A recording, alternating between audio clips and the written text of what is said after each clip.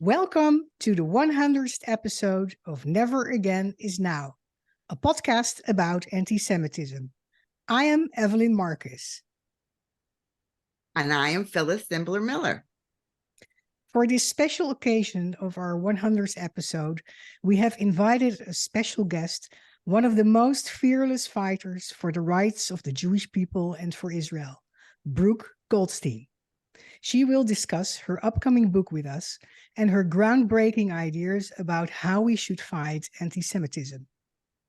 Brooke Goldstein is a New York City-based human rights attorney, author, and award-winning filmmaker. At the age of 24, she made the award-winning documentary The Making of a Martyr, for which she traveled to the West Bank and interviewed members of the Al-Aqsa, Fatah, Islamic Jihad, and Hamas terrorist groups about their recruitment of children as suicide bombers. Brooke is the founder and currently the executive director of the Lawfare Project, a nonprofit that provides pro bono legal services to protect the civil and human rights of the Jewish people worldwide.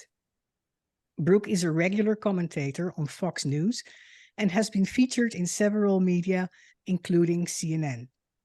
She lectured at New York University, Berkeley, and Stanford University, and she briefed government officials at the US State Department, the White House, the Pentagon, and the UK Parliament. She's a member of the Council on Foreign Relations.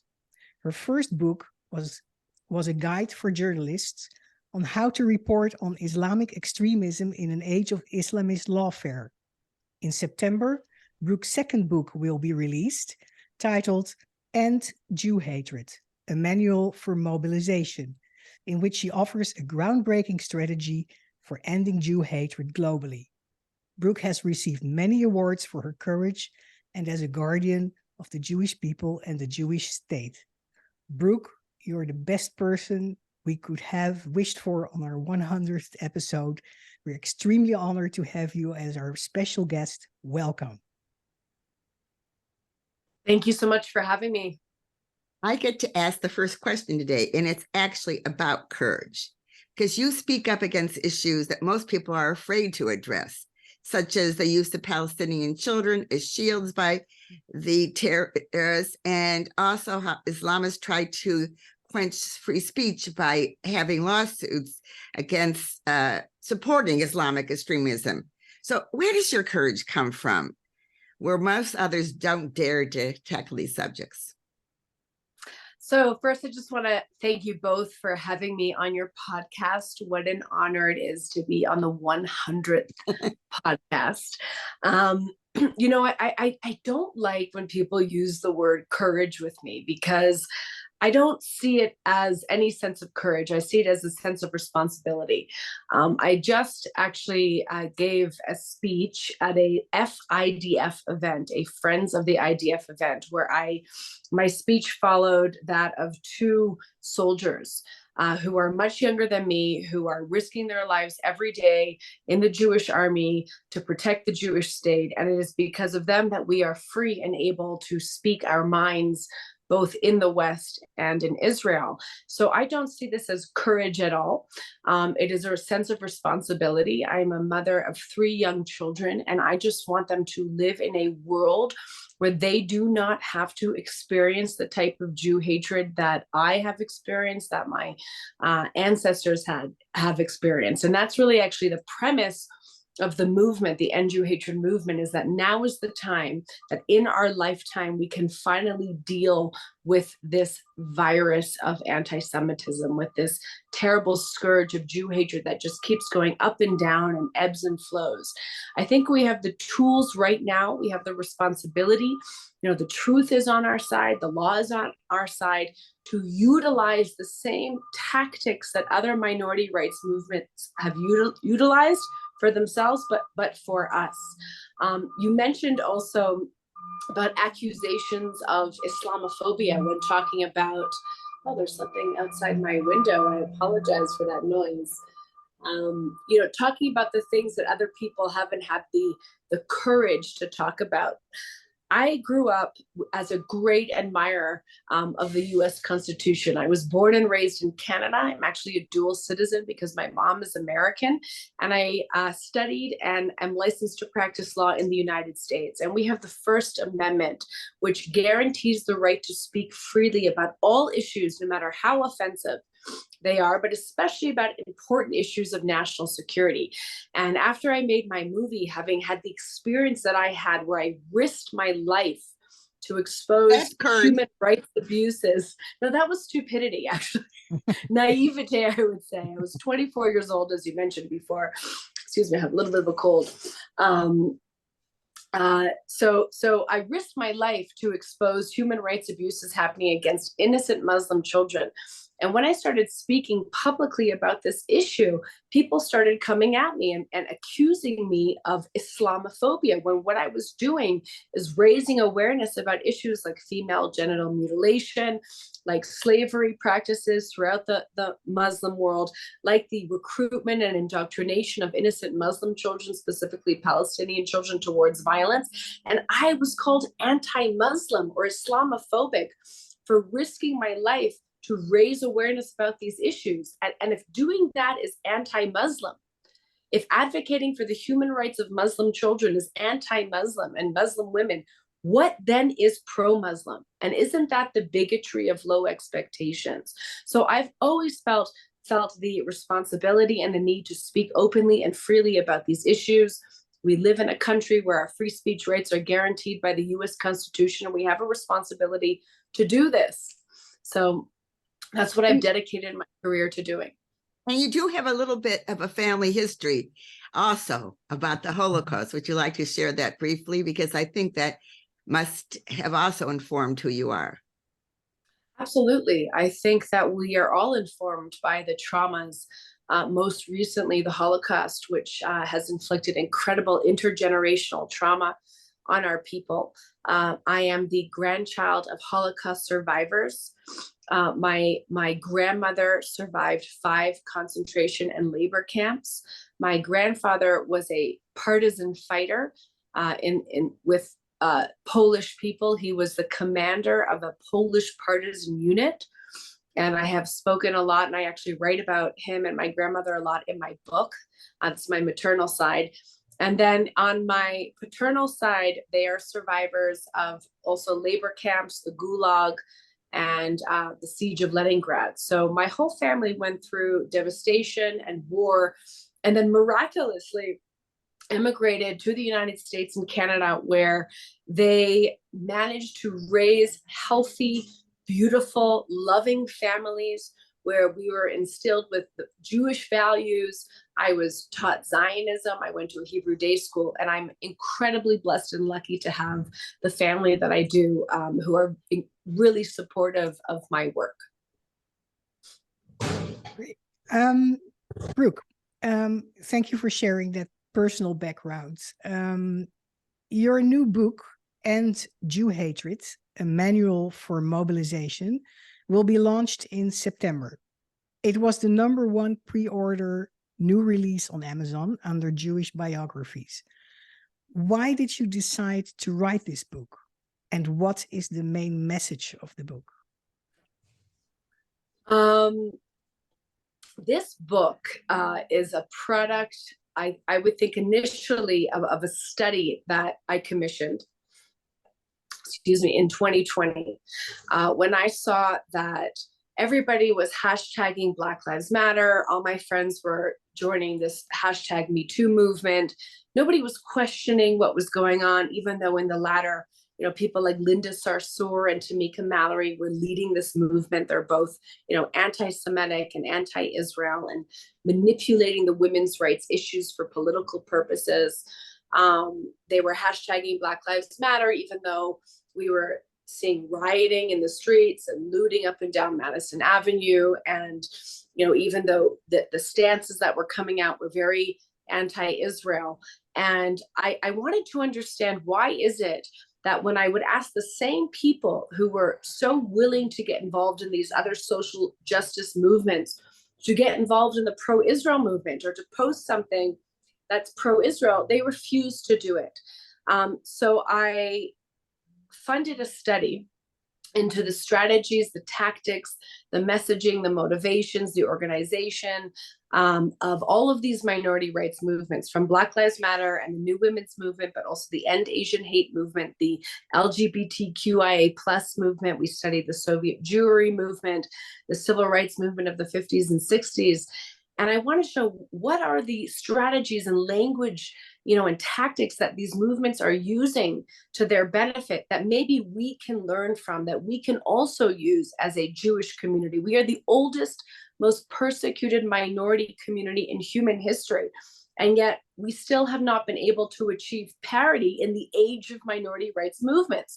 Well, you can't say the N word, for example, in public or even in private. It is still socially acceptable to engage in the type of anti-Semitic tropes that, should never be said. Why is it socially acceptable? Why don't we have the same political, legal, societal consequences for Jew hatred as we do for discriminating against other minority communities? And so we commissioned the study, and the book is about the results, what we learned from that study. There's basically four main conclusions, if you'd like me to go through them, that we got from this study about how to launch successful minority rights movements. And the answer is, yes, we can. Yes, we can absolutely use the strategies that have been successful for other movements, for our movement, for a Jewish civil rights movement. One of the incredible things that we found in the study is that there has never been a Jewish civil rights movement ever in modern history, okay?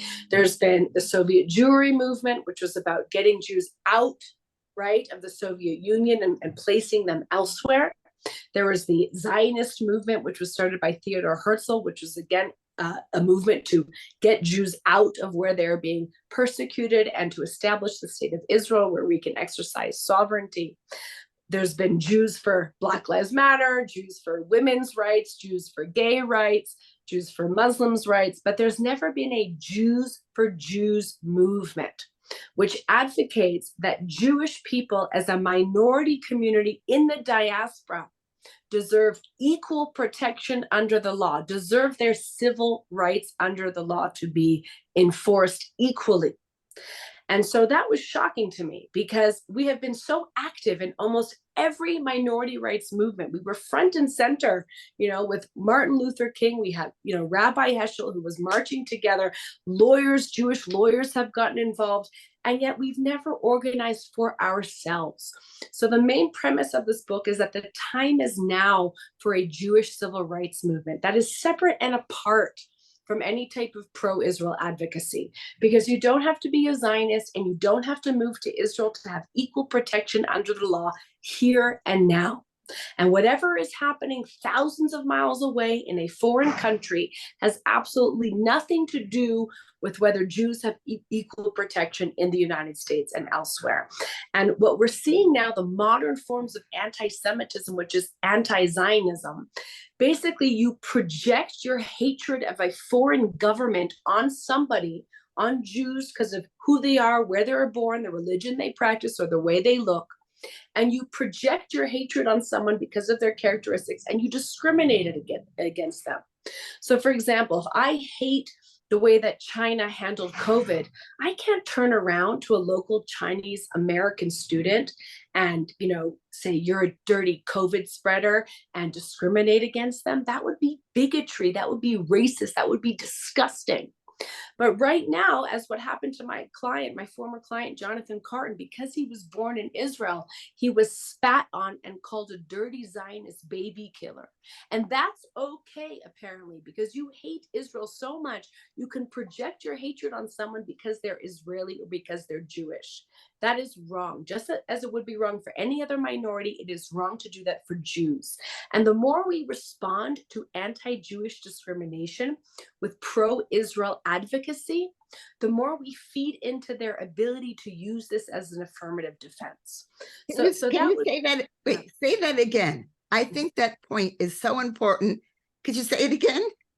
Sure. So what I'm saying is when Jews are discriminated against here, okay, the response isn't pro-Israel advocacy. The response is civil rights advocacy. So for an example, we ended up suing the National Lawyers Guild for enacting a BDS resolution and enforcing that resolution against our client, an Israeli company. When we went to court, or in our briefs and our motions, I didn't argue the points of the BDS movement.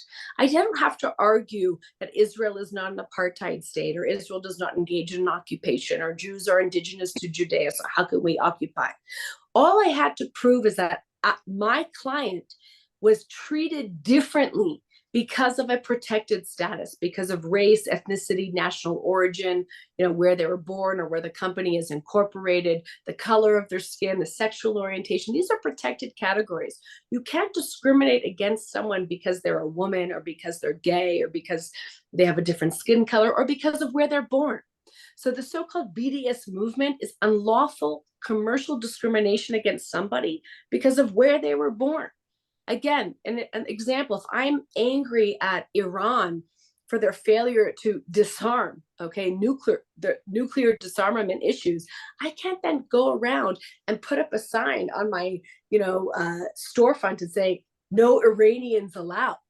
Okay, if I'm angry at the government of Sudan, I can't open up a restaurant and say no blacks allowed here. If you hate the Israeli government for whatever purposes, you cannot say that I'm going to do business in America and discriminate against Israelis because of where they were born. That is racist. It is unlawful.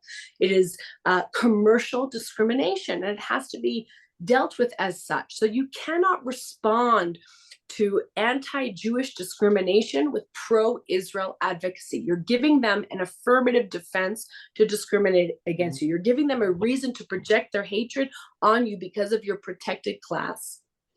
So that's that point. And then we learned a lot more things from this study that that I feel compelled to share, because I want every single Jewish advocate, Jewish organization to adopt these strategies and tactics and use them for their advantage. One of the other tactics that we talk about, or I talk about in the book, is a grassroots mobilization. Successful minority rights movements, civil rights movements, are top down and bottom up. They marry, the advocacy at the top with true grassroots mobilization and organization, going into communities, training and rising up new leaders, providing communities with the legal, financial, strategic resources those communities need to mobilize on a grassroots level to ensure consequences for the behavior that they want to target. So, while we are so top heavy in our organization in the Jewish community, we're told that if you want to fight anti-Semitism, write a check to Simon Wiesenthal Center, write a check to the federal. We will take care of it for you. But and that has served us well. And this is not a criticism. And I've worked with and continue to work with all of the major Jewish organizations, and they are doing wonderful work. But we also have to evolve, because that strategy is not working for us anymore when it comes to moving the needle on the rise of anti-Semitism. And you see a lot of frustration on the grassroots level from communities. And what I'm saying is that we have to take this in our own hands. I tell students when they come to me, they have no responsibility to advocate for Israel, but they do have a responsibility to stand up for themselves.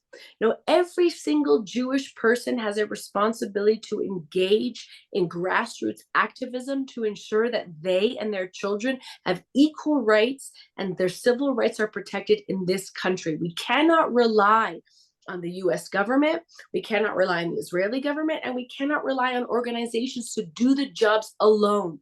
They need the support, the type of communal support that we see in other minority rights movements, coming from a grassroots mobilization perspective.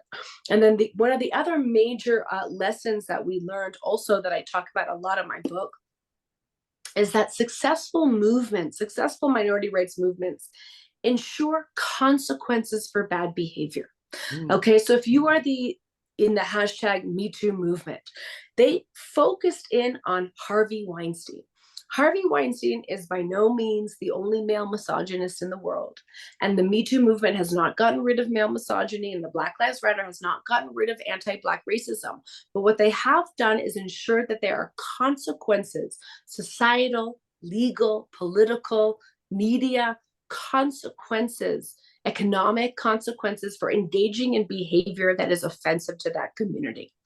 We live in the Jewish world, okay, in what we call a very target-rich environment, right? I don't even remember who the anti-Semite of the week was, last week. Was it Roger Waters? Was it this campus? Was it that BDS vote? I don't remember.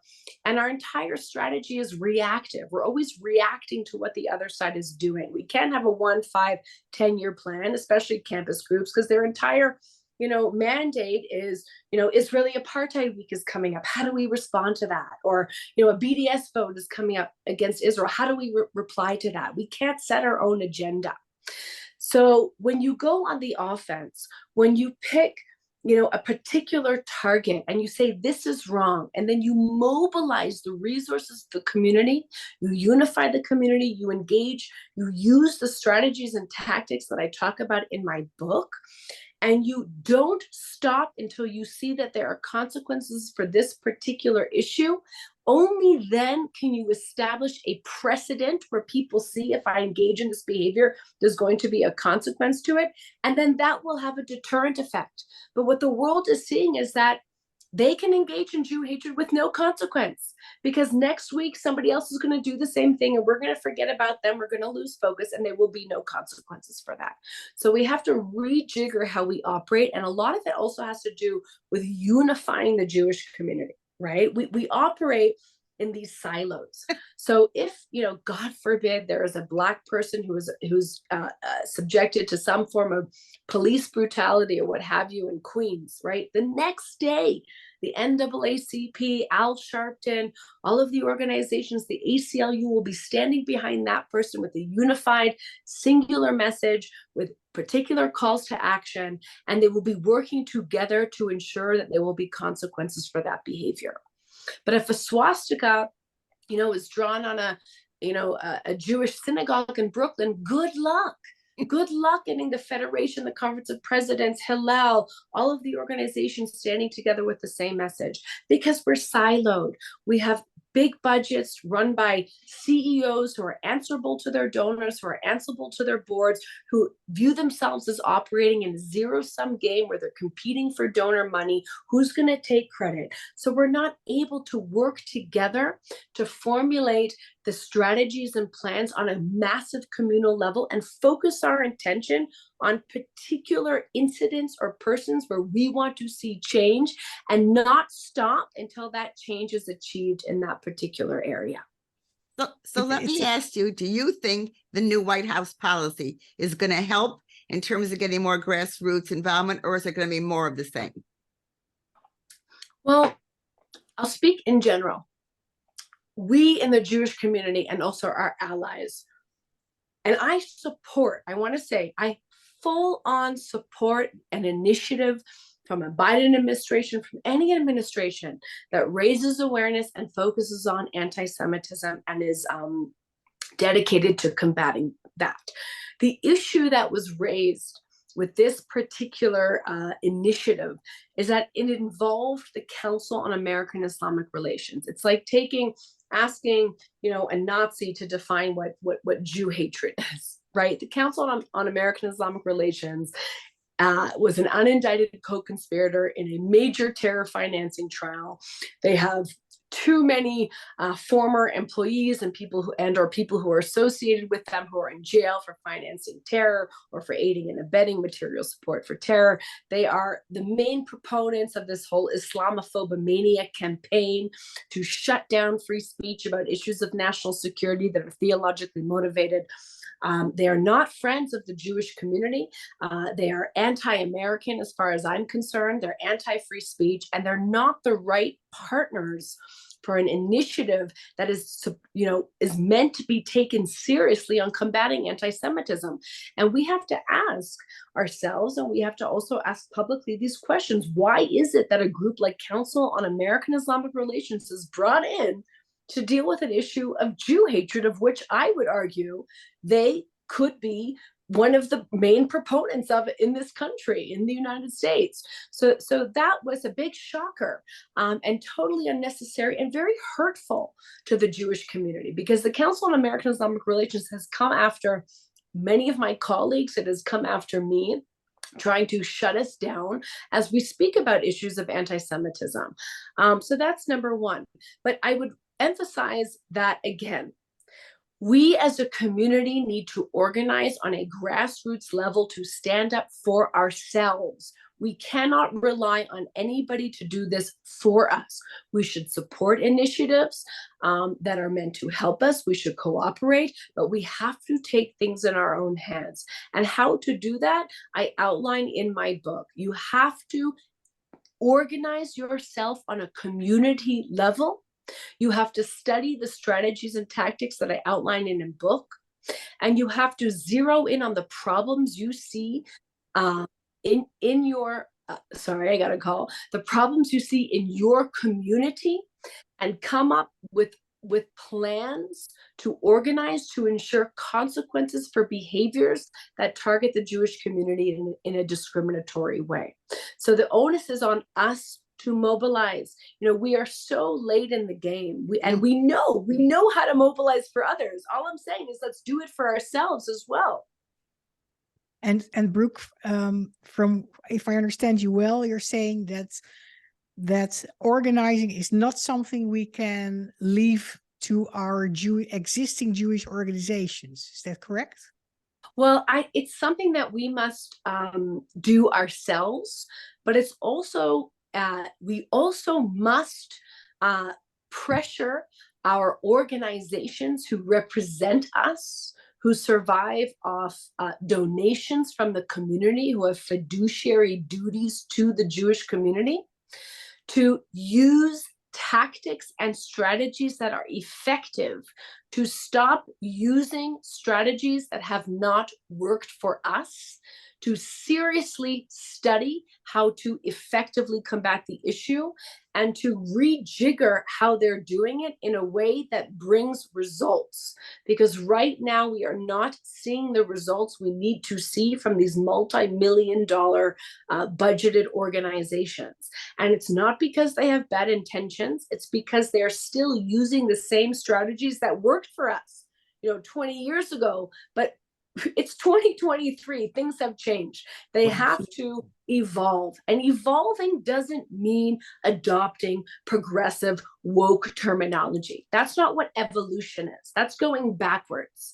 That's harming the community. Evolving does not mean adopting critical race theory and diversity, equity, inclusion, education, when that is historical revisionism that paints Jews as white colonial oppressors. I mean, how insane is that? And yet, what some organizations are doing is adopting this progressive woke ideology and pretending as though they're evolving, but they're not. They're going backwards. Evolving means taking a deep dive, as I have in my book, and studying the language, the strategy, the organization, the tactics, the methodology that has worked for other minority rights movements, which in some is grassroots, ensures consequences for bad behavior. And I think third and most importantly as well is civil rights advocacy. We spoke about, separating what pro-Israel advocacy is from civil rights advocacy, but we didn't talk about what is civil rights advocacy. Civil rights advocacy is when you advocate for the Jewish community as a minority community, separate and apart from what's happening thousands of miles away in Israel, and ensure that our rights are protected. That's using the legal system as well. You'll see that other minority rights communities have sort of like a 1-2 punch, right? You have the Black Lives Matter works with the NAACP. Me Too movement works with the ACLU, the Center for Constitutional Rights, the Southern Poverty Law Center, etc. There's always an impact litigation strategy. All of the rights and privileges that we have in the United States of America are mostly products of seminal civil rights cases that have where communities have gone to the court, have argued for interpretations under the Constitution, which many say is a living document, and then the justices read into the Constitution to protect certain rights. So, for example, Roe v. Wade, right? Women's right to choose, which was recently overturned. That's all a product of seminal civil rights litigation. Brown v. Board of Education. The reason why we have desegregation in America is because of that one case. It took, a plaintiff to stand up, to go to court, and to argue that segregation in the educational context is unconstitutional, and they won. And they changed the landscape, the civil rights landscape in America forever. The recent affirmative action case by the Asian community, and there was an NGO that brought it on behalf of the Asian community, ended affirmative action. So we need, as a Jewish, whether you agree with these results or not, I'm using them as an example that in a healthy democratic society, we don't make change, through violence. We make change through lobbying and through litigation. That's what happens in a healthy democracy.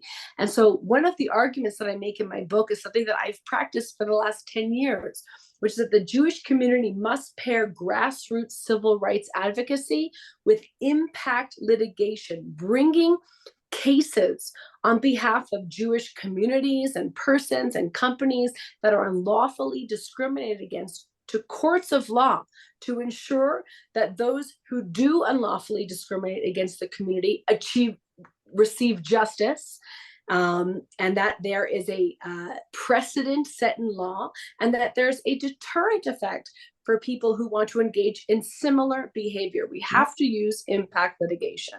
And that's what I do every day with the Lawfare Project. We bring groundbreaking cases on behalf of Jewish communities around the world. Because if we don't do it, if we don't stand up for ourselves on the street or in courts of law, nobody's going to do it for us. So the onus is on every single person listening or watching this podcast to wake up in the morning and think, what can I do? How can I exercise my influence, my authority? How can I spend my time to ensure that Jew hatred feels consequences? And I want to emphasize legal consequences. We're not talking about violence, where I think that other minority rights movements, especially Black Lives Matter, lost a lot of support is when they started engaging in unlawful, illegal activity. We do not have to do that. It's completely unnecessary. The truth is on our side. The law is on our side. We just have to take advantage of the legal protections that we have. We have to take advantage of the fact that we live in 2023. We have an impartial judicial system in the United States. We have the most remarkable legal document ever created by man, the US Constitution. The time is now for us to mobilize and take advantage of this opportunity and stand up for ourselves on the street and both in courts of law. And in addition to legal consequences, what I see these other civil rights movements do also is make sure people get reputation damage if they engage in racism or discrimination or misogyny or anything like that. Absolutely. Look, I always say you have the right to free speech. You could say whatever you want. You can be a bigot. You can be a member of the KKK. You just can't engage in incitement to immediate violence. But that doesn't mean that there's not going to be consequences for your speech. That's the most I was important on thing. Piers Morgan the other day with a woman named Pearl, who is just a revolting human being who has used her platform on the internet to speak about things that are horrible against women, against Blacks, against Jews. And she's complained of being deplatformed when she's on Piers Morgan and she has millions of clicks and followers on YouTube. Now, what bothers me is not that she has a platform. What bothers me is that when people speak language that's pro-Israel, when they engage in Jewish advocacy, they are deplatformed. So you have social media giants, you have, internet, I don't even know the terminology, like the providers that have policies that are being unequally applied. So when you are not allowed, for example, to post COVID denial, but you're allowed to post freely Holocaust denial, something is wrong. If you are a private company, you have to enforce the rules and regulations equally across the board. You can't do so in a discriminatory fashion. Now, I personally believe that these social media companies have become somewhat of a public space, right? Like a public square, and that they should not be regulating speech that they think is untrue. They shouldn't be allowing speech except for that which is, incitement, pornography, obscenity, similar to what the Constitution does not protect, because we see how major companies, and now we're seeing what was happening with Facebook being pressured when it came to COVID issues. We see that they're not able to make the decisions necessary to really have a free and open marketplace of ideas. But if they are going to censor things that they think are hateful or untrue, then they have to be applying their standards across the board equally. Right. Brooke, I would like to move to a bit of a different. I think Phyllis had a question that may have related to. And I think it's important because we only have a few more minutes. I would like people listening to this talk to see themselves in it. This is what I mean, grassroots. Can you give us one or two examples of something that happens to an individual? And instead of, reporting it to whichever Jewish group, the steps that an individual could say, this is the kind of thing that's infringing on my civil rights, and I need to go to the Lawfare Project or this, because this needs to get public attention. I need to know absolutely need to see myself in that example, if you know what I mean. Okay, so first I wanted to say that you shouldn't have to wait until something happens to you until you contact the lawyers at the Lawfare Project. In fact, litigation is the last resort. I don't want to spend my time and money on that unless it's absolutely necessary.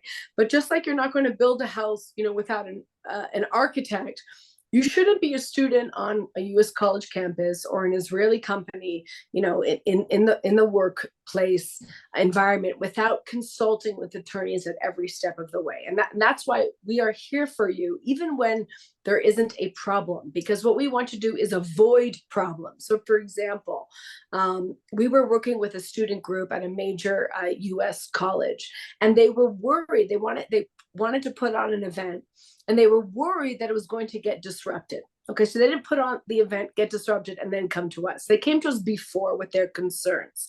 And we worked with them, and we worked with the administration. And I want to emphasize that most often, U.S. college administrations want to resolve things amicably. They want to do the right thing.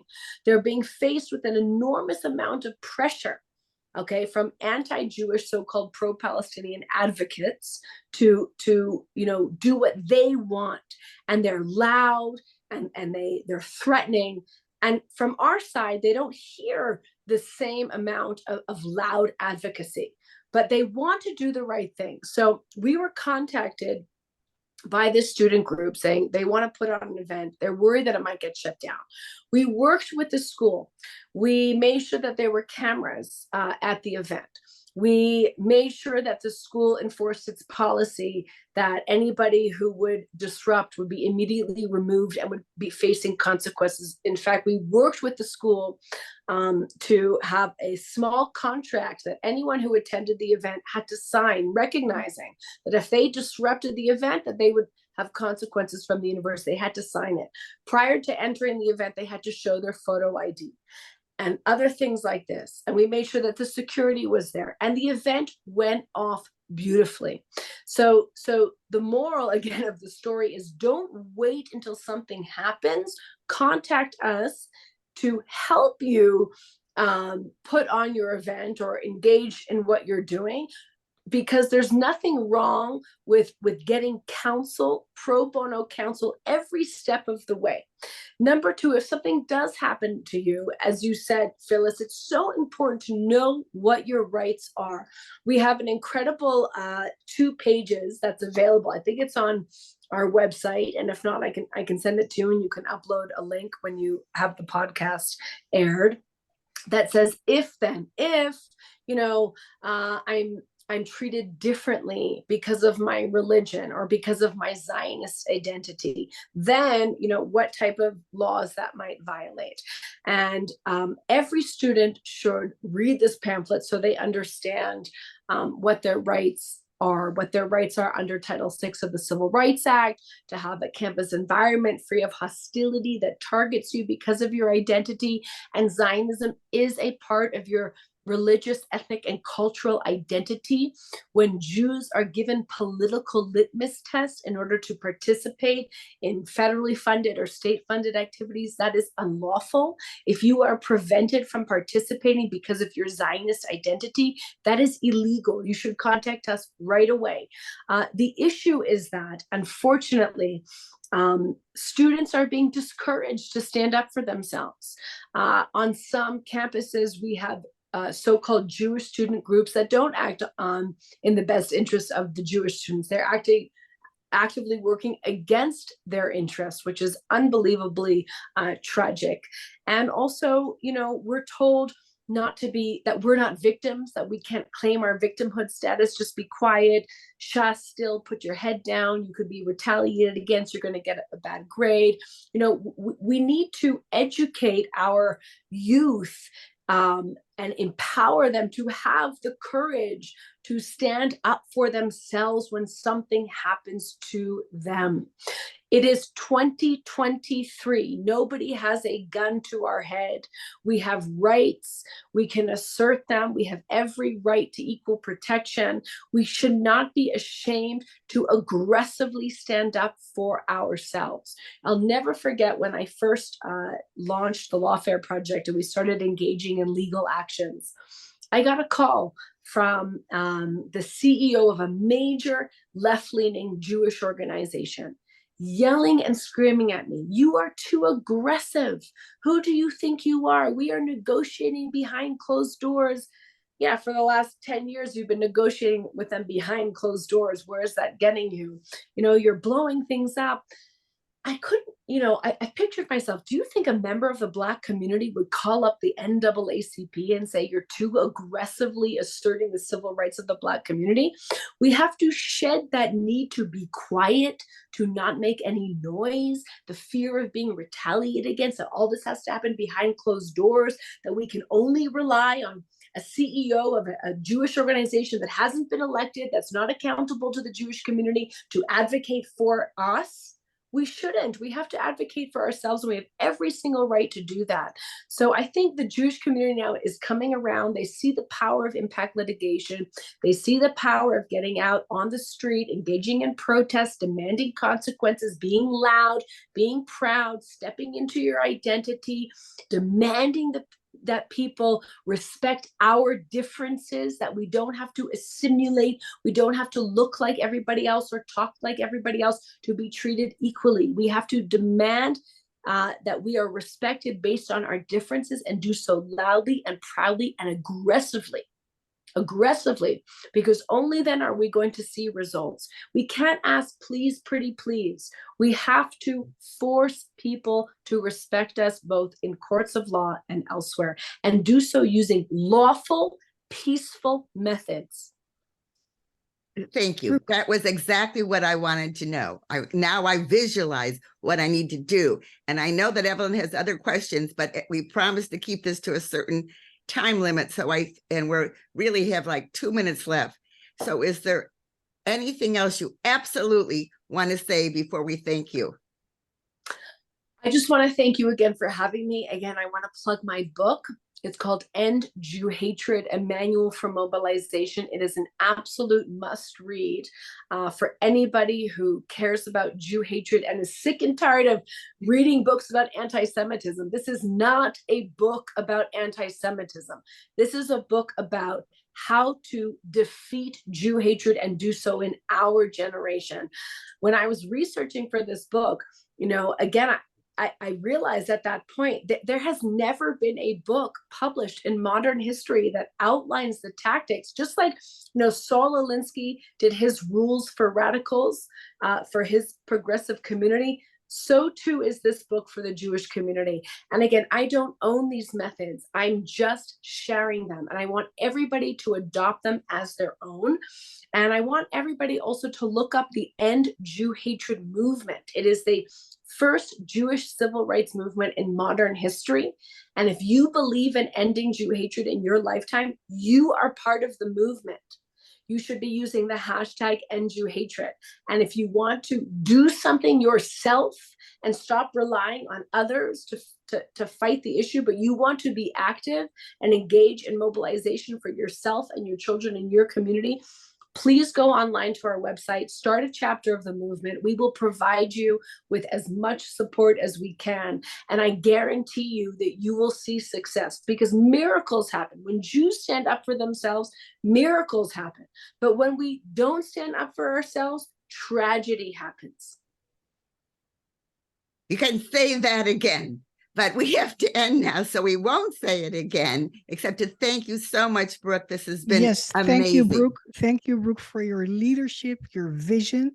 It's amazing. We need it.